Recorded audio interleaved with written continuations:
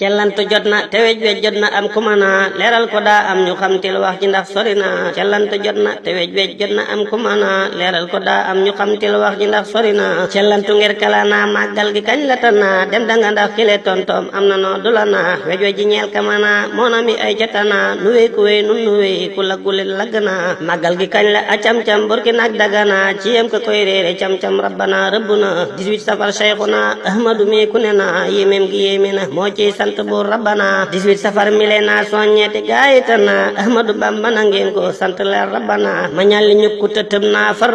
tana ku am cërub yiw na na